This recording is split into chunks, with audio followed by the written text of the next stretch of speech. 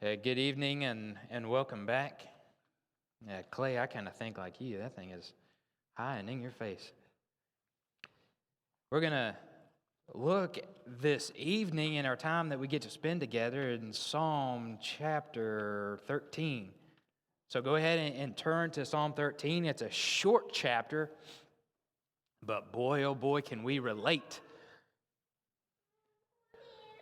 As we read this chapter, I want to encourage you to put yourself there because certainly I look back in times in my life, and I'm sure I will in the future, at times when I feel exactly the same way as the psalmist feels here writing the 13th psalm.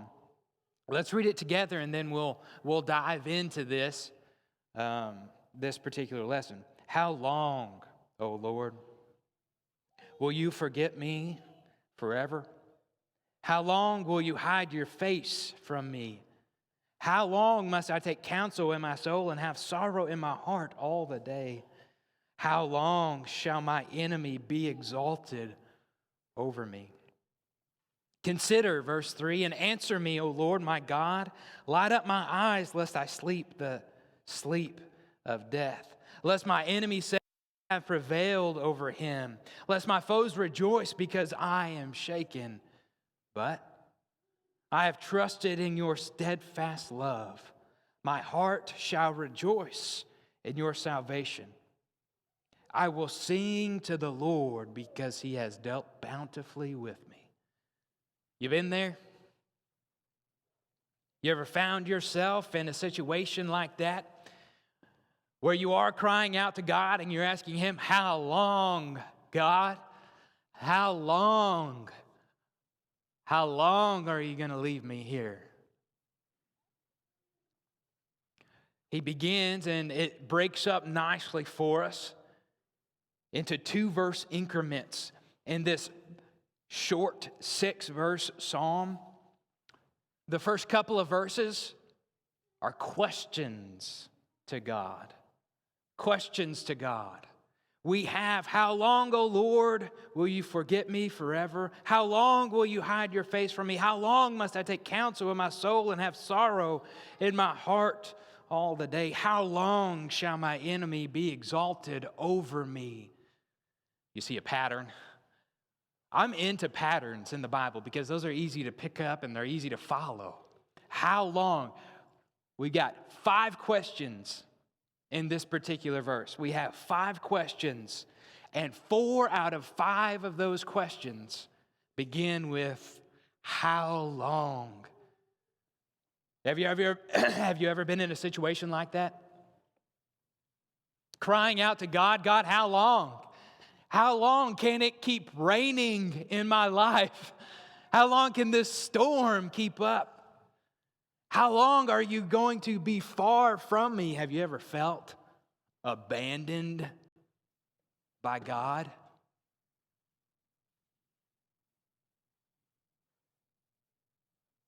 Sometimes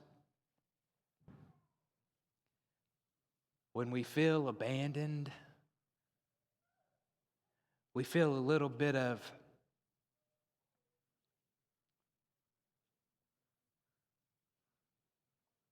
shame, don't we? When you look up to God and you cry out to God, God, how long are you going to allow this to happen? God, how long must I persevere before I see you working? After those moments when we cry out to God, a lot of times it's accompanied by a little bit of shame. Because we know that God hasn't abandoned us. And we know that he hasn't forgotten us, or that he doesn't see us. And there's shame. But that's human. It's human to call out to God and to question him, how long? How long? Will you forget me forever? It's human. Even the man after God's own heart began to question God. Is God really there? We could take it even a step further. Even the Son of God questioned, my God, why have you forsaken me? Because in these times like this, when we are crying out, how long, God? When we feel abandoned and when we feel all alone, there is heartache. And you know why there's heartache? You know why there's almost shame when you call out to God and you question God? How long are you going to allow something like this to happen? Whether it's the death of a spouse or a loss, maybe of a job, or a loss in a situation where you feel completely hopeless and God just keeps pouring it on you. Life keeps getting worse and worse and worse. You're on your knees and you are calling out to God, God, how long? You know why there's shame that accompanies that? Because we're close to God. Because we care about God. And we know that God cares about us. There's shame from our perspective because we have a relationship with God. And that's what this entire psalm is about, the 13th psalm. It's about this relationship with God. And our relationship with God so often is full of highs and lows. Because one minute we can be on fire for God and we can be excited and have a fantastic relationship to Him, and the next day something bad can happen and we're asking God, God, where are you? God, how long? But when you're in those moments, take comfort. I want you to take comfort knowing that that is normal. It's normal to question. David is questioning. Even Jesus questioned, my God, my God. The questions to God, God, how long? He feels abandoned. He feels alone. Then we move into verse 4 or 3 and 4, and we see after his feeling of abandonment, we see his prayer to God. How long shall my enemy be exalted over me? How long must I take counsel on my soul and have sorrow in my heart all the day? How long will you hide your face from me? O Lord, consider, verse 3, and answer me, O Lord my God. Light up my eyes, lest I sleep the sleep of death. Lest my enemies say, I have prevailed over him. Lest my foes rejoice, because I am shaken. Look at this with me in verse 3 and verse 4. If you're reading along in the English Standard Version like I am, it says lest 3 times. Now, lest is not necessarily a word that we use very often. Maybe we might substitute unless, which might be more appropriate for our 21st century language. Unless I sleep the sleep of death. Unless my enemies say I have prevailed over him. Unless my foes rejoice because I'm shaken. He is praying God, a prayer to God. Consider and answer me, O Lord. Consider and answer me. Light up my eyes. I went through everyone that I could find. Light up my eyes. Every verse that was close to that. And there's a whole host of things that light up the eyes. For instance, in Proverbs, the commandments of God light up our eyes. We see in Ephesians something else that lights up our eyes. But all of those, let me give you my conclusion. Every single one of those, every single one that you read, it all comes from God.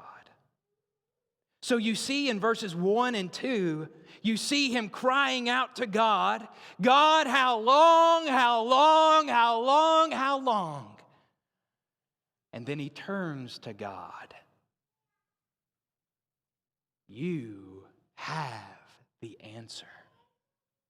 You see, there's a difference between how the Christian approaches problems and how the world approaches problems. The Christian approaches problems and they cry out to God, God, how long, how long, how long, how long? And yet they understand that God has the solution, that God is the answer. The non-Christian, on the other hand, calls out to God and they turn their back on God and they say, surely there is no God. How you deal with those problems is the solution to your answer. Unless I sleep the sleep of death, unless my enemy says I have prevailed over him, lest my foes rejoice because I am shaken. My enemies say, I have prevailed over him. You see, I believe here in the 13th Psalm at this moment, and so often when we find ourselves in moments of desperation, in moments of the storm, in moments in the valleys of darkness, when we find ourselves there, we forget. We forget that God has already won. We forget that the battle is already the Lord's. And that all we have to do, like the Israelites did on the banks of the Red Sea, all we have to do is be silent and watch the victory that the Lord will work for us. One of my favorite ideas found in Deuteronomy chapter 1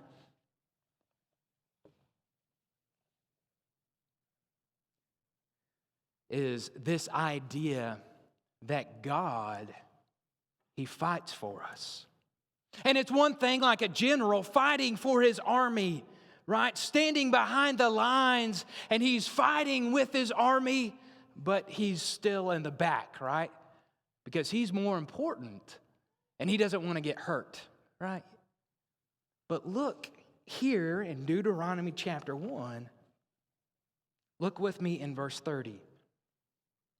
The Lord your God who goes before you will himself fight for you, just as he did for you in the land of Egypt before your eyes. How awesome. He has forgotten the psalmist in those moments in the valley when darkness seems to prevail. Often we forget that our God has gone before us, that he has already won the battle, that he has gone before us into war, and that the battle is already the Lord's. He is that type of God. He's not the general who stands in the back and tells us where to go and what to do. He's the general that goes at the forefront of the battle, and he fights for us, and the victory is already his. How is it possible for our enemies to prevail? You go back and you look here at Psalm, the 13th Psalm, and you see what it says there in verse 4. Let me get back to it and read it with you. Lest my enemies say, I have prevailed over him. Lest my foes rejoice because I am shaken.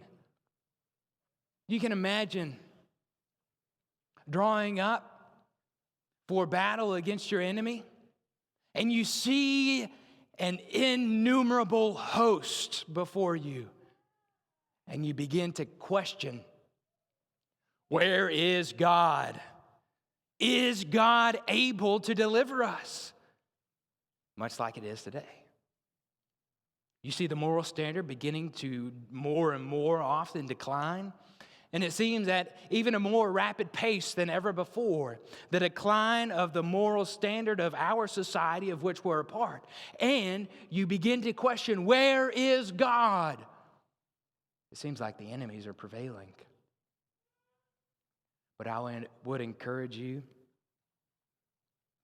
like Elisha, encourage Gehazi, his servant, 2 Kings chapter 6. Lord, open his eyes. Open his eyes that he may see that those who are for us are more than those who are for them. And he opened and he saw the hosts of heaven, the chariots of fire.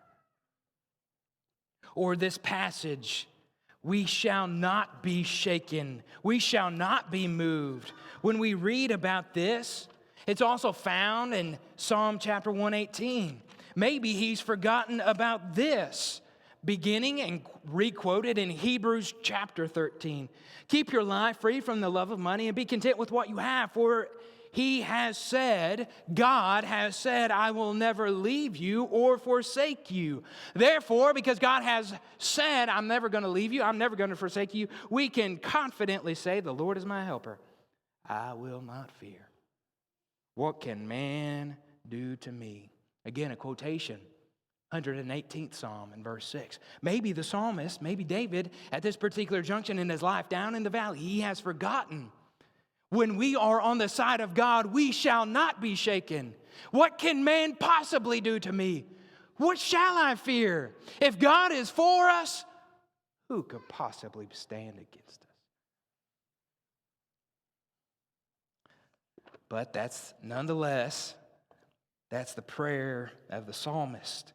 And it seems to be a common prayer as we begin our journey in the Old Testament and moving into the New Testament, all these biblical characters facing hard and difficult times.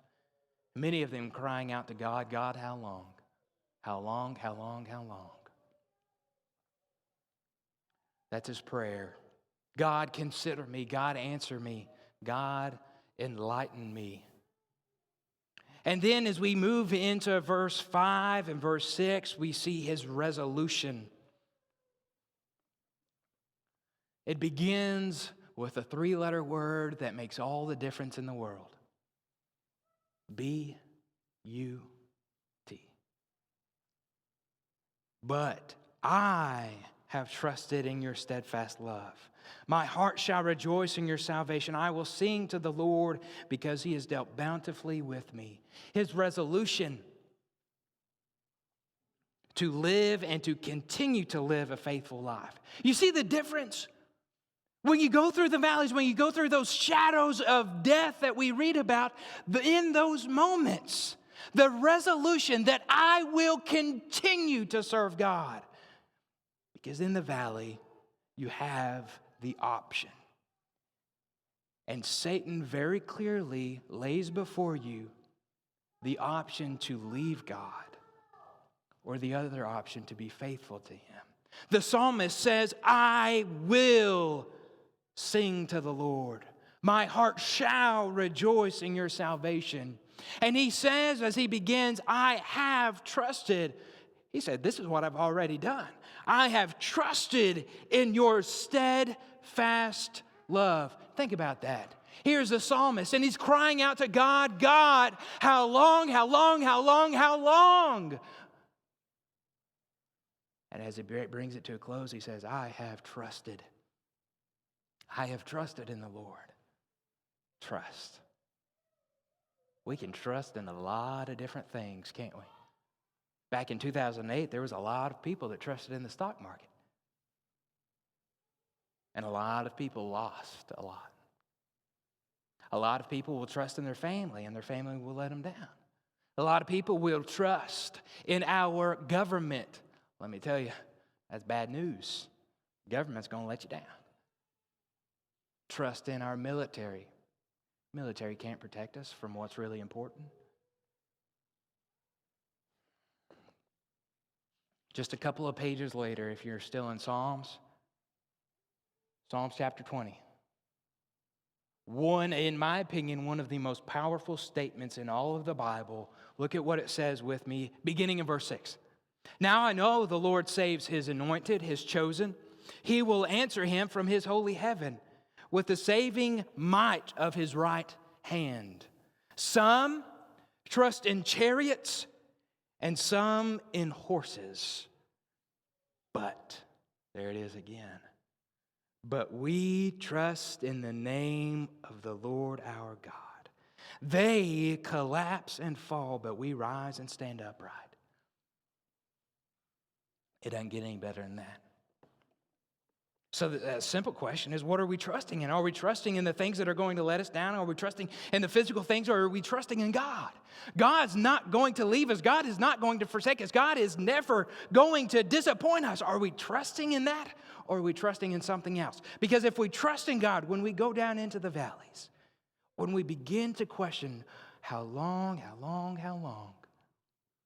we will come out on a mountain because we trust in God.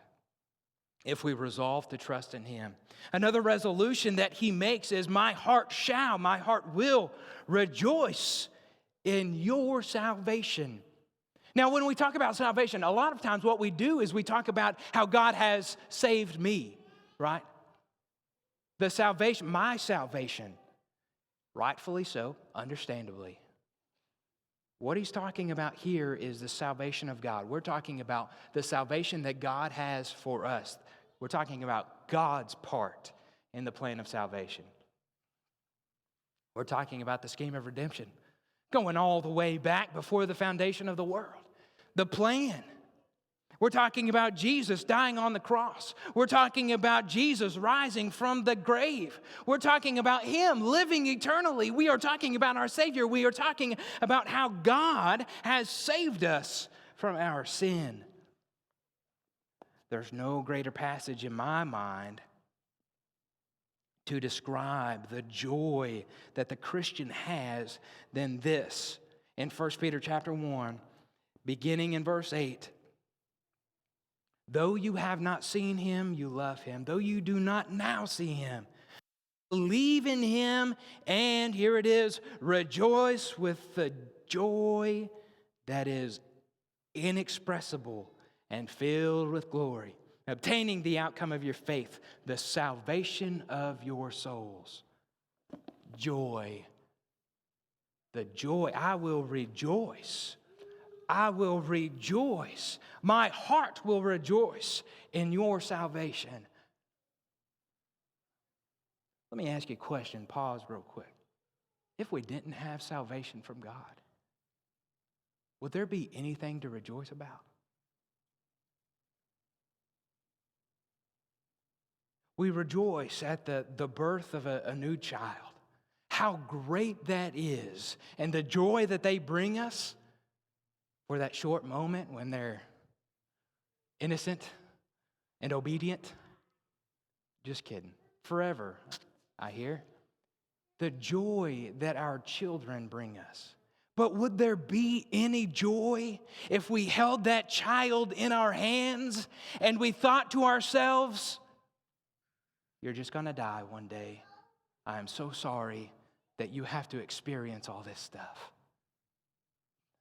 There is no joy. But because, as we sing, because He lives, this child can face uncertain days. We rejoice in the salvation of our God. Anything that we would possibly take joy in this world, the joy would be robbed if we didn't have salvation. So we rejoice in the salvation of God. I will sing, verse 6, sing to the Lord. Why? Why would I sing to the Lord? Because He has dealt bountifully with me. Now you're asking yourself, if you're like me, I'm reading Psalm 13 and I see a man who is sitting in misery. And he's crying out, God, how long, how long, how long, how long? And yet, when we get to the end of the chapter, he says, I'm going to sing. I'm going to sing because God has dealt bountifully with me. God has been very great to me. It almost seems like an oxymoron, doesn't it? How could God be great and me be in such sorrow? It reminds me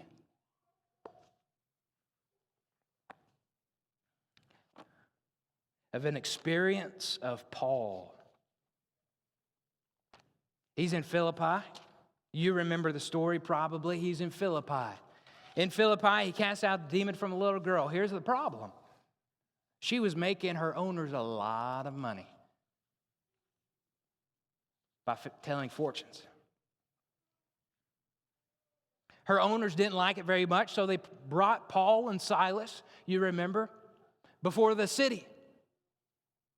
And they said, these people are teaching things that are unlawful for us to do. So they threw them in jail. What did they do in jail? When they are in misery, you remember? They cried out to God, God, how long, how long, how long? No. In prison? We see Acts chapter 16 and verse 25, about midnight, Paul and Silas were praying and singing hymns to God.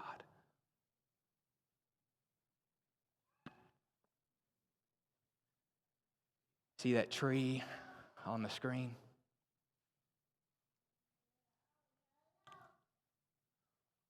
Pretty good picture of what it feels like often when we are struggling.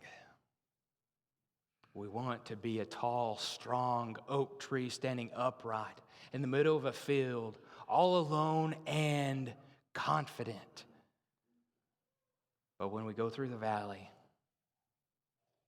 when we go through darkness, we get bent over with sorrow, maybe even a little shame, and we begin to wonder, how long? How long? We begin to question, where is God? Why have you forgotten me? It's okay. It is absolutely normal to question God. David did it. Jesus even said it. But what you do with it makes all the difference. Are you going to pray to God because you know that God has all the answers? Or, on the other end of the spectrum, are you going to turn your back on God and give up on Him? I hope, like the psalmist, we will resolve.